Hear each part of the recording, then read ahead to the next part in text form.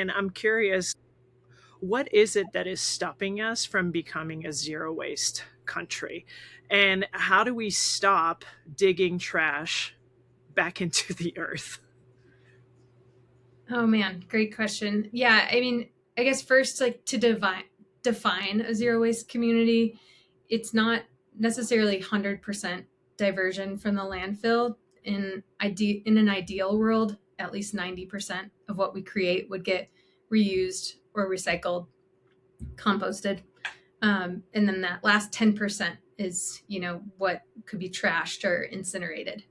And so what's stopping us from that 90%, I think, is a big piece of it is just our culture and how disconnected we are from our trash, and that we can just throw it away and not think about it. And I'm guilty of using Amazon, and every time that packaging and I have to throw it away or I recycle it, it's just a lot of material. So I think in Colorado we just passed the expanded producer responsibility, which starts to put the responsibility on manufacturers who create it's around packaging, so plastic packaging. But now, like typically in the past, it's all been put on the consumers to have to figure out what to do with the material. But now policies are being created that make the producers either have to pay to figure out how to dispose or recycle it. So I think those kind of mechanisms can be really powerful for manufacturers so they can't just create a bunch of crap that then goes into the trash. So I think what's keeping us now is like we don't have systems like that for every single industry and every single type of material. And like in Europe, they have producer responsibility for batteries, but we could do that for every single material, and that's one solution.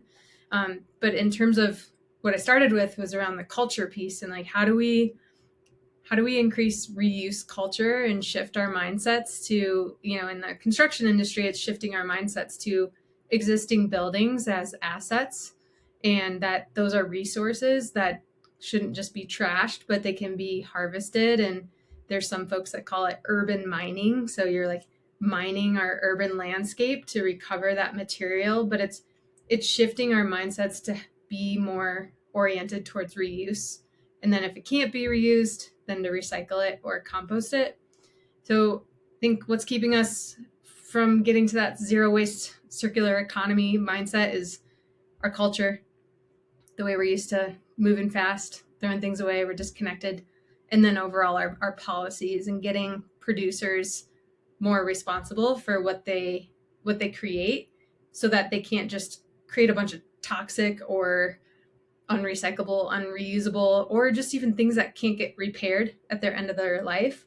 Like the more we can make people think about what's going to happen to my product at the end of life, so that we do have a solution, the closer we can get to that circular economy. And then the last piece, and there's a lot more to this, but the infrastructure, like in the construction industry, we have end markets for how to recycle concrete, for how to recycle lumber. It can be made into mulch.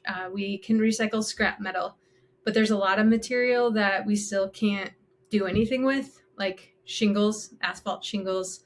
We used to be able to recycle them in Colorado, and the last person who was doing it, he left a huge pile of shingles. So now we have a policy, and because of that pile of shingles, it created a hazardous concern.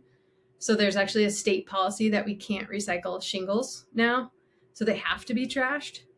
So there's the piece about infrastructure and end markets. Like how do we incentivize that, which the state of Colorado is doing a fair amount with. Governor Polis increased our landfill tipping fees. So when people take something to the trash, to the landfill, there's a percentage that goes into this grant fund that creates grants for recycling infrastructure. So there is some momentum there that's really exciting, but we need more of it. We need, for each type of material, more end markets to process. The other big one is drywall. Right now, drywall we can't recycle or do anything with in Colorado. And not to geek out on drywall, but real briefly, it's mostly gypsum, which is a natural material that you can find in our soil in Colorado.